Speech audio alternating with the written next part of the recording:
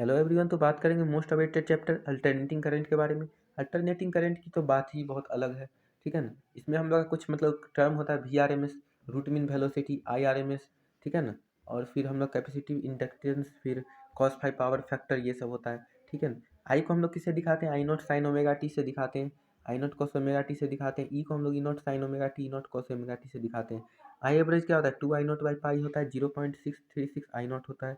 RMS value की बात करें तो I0/√2 होता है, जिसको हम लोग 0.707 आई नॉट बोलते हैं, ठीक है। अब हम लोग बात करें phase difference between current and EMF को हम लोग पाई/2 बोलते हैं, ठीक है ना। करंट और EMF का फेज डिफरेंस पाई/2 है, तो हम लोग का इंडक्टिव सर्किट है, कैपेसिटिव भी हो सकता है। मान लीजिए करंट है, हाँ वोल्टेज है यहाँ पे, ठीक है। और हम लोग का इंडक्टेंस क्या होता है? ऊपर में होता है। ऊपर कहने का मतलब 90 डिग्री पे होता है L, और XL होता है ये रेसिस्टेंस, और XC होता है यहाँ पे 90 डिग्री नीचे, ठीक है ना।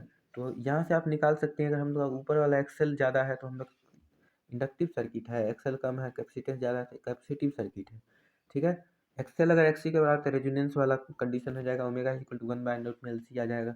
XL is equal to omega L, XL is equal to होता है ओमेगा L, और XC इज इक्वल टू होता है 1/ωc, ठीक है ना। दोनों को इक्वेट कर देंगे और यही हम लोग का रेजोनेंट फ्रीक्वेंसी बन जाएगा। अगर बात करें Z is equal to R की, तो मिनिमम वैल्यू ऑफ इम्पीडेंस होता है I0 is equal to E0/R होता है, फाई जीरो होता है, तो हम लोग का फेज में होता है, ठीक है ना। ये सब तो बात हो गई। एनर्जी स्टोर इन इंडक्टर की बात किए थे, तो हाफ एल आई स्क्वायर हमने पहले ही डिस्कस किया था। एनर्जी स्टोर इन कैपेसिटर क्या होता है? हाफ CV स्क्वायर होता है, Q²/2C होता है, ठीक है ना। बाकी EM वेव से बात करें तो half epsilon not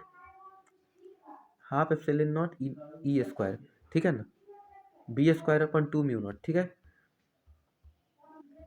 power component क्या होता है? पावर होता है EI cos theta, VI cos theta भी बोल सकते हैं, हाफ BI cos थीटा हो जाता है पावर डिसिपेटेड, ठीक है ना, रियल पावर की बात करें तो, ठीक है। अब बात करते हैं XC is equal to 1/ωc, XL is equal to omega L.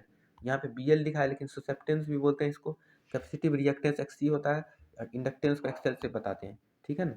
बात करते हैं कैपेसिटिव सुसेप्टेंस, तो BC is equal to omega C होता है, या फिर XC is equal to omega C होता है। रिएक्टेंस की बात करें तो हम लोग का रिएक्टेंस कब होता है? जब हम लोग का इंडक्टेंस ज़्यादा होता है, यानी कि ओमेगा एल ऊपर है, नीचे की तरफ 1/ωc है, तो ऊपर की तरफ अगर नेट आ गया हम लोग का, अगर हम लोग का ऊपर की तरफ आ गया, तो ये हम लोग का क्या है? रिएक्टेंस है। और नीचे की तरफ आ गया तो हम लोग का सुसेप्टेंस है, ठीक है ना। तो इस चीज़ को याद रखने की ज़रूरत है। अब इम्पीडेंस की बात करें तो इम्पीडेंस क्या होता है? Net resistance of the circuit.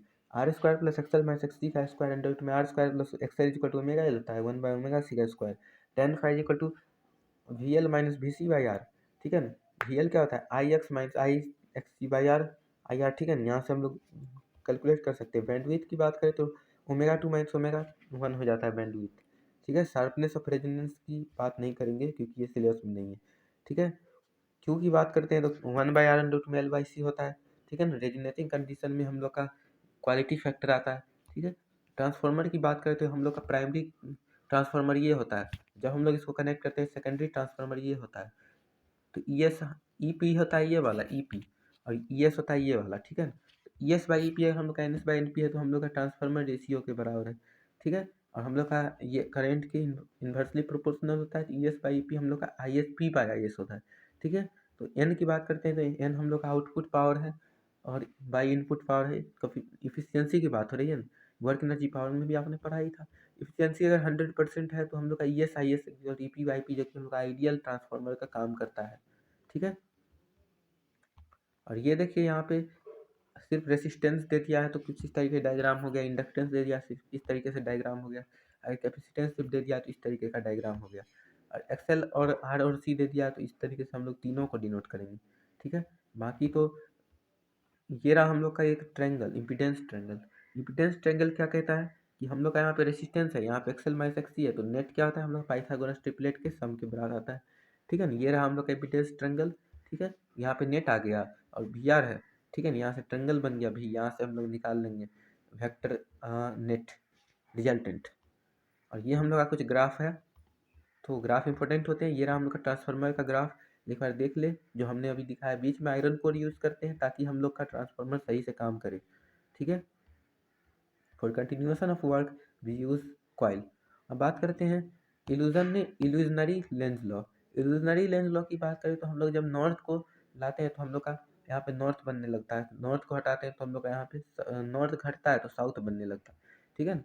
तो वहीं पे हम लोग बात करते हैं जनरेटर की, तो जनरेटर में कार्बन ब्रशेस होते हैं और इसमें भी हम लोग का मैग्नेटिक फील्ड नॉर्थ से साउथ हम लोग का जाता है, तो फिर हम लोग यहाँ से इसमें फोर्स क्रिएट होता है जो कि हम लोग इसको मूव करवाने का काम करता है, ठीक है। अलग अलग स्टेज पे दिया गया है कि कितना कितना मतलब रोटेशन कर रहे हैं तो कितना हम लोग का चेंजिंग आ रहा है मैग्नेटिक फील्ड में। तो phi equal to B A cos theta होता है, वहाँ से हम लोग ई एम एफ इंड्यूस करते हुए निकालेंगे और देखेंगे, ठीक है। Thank you everyone.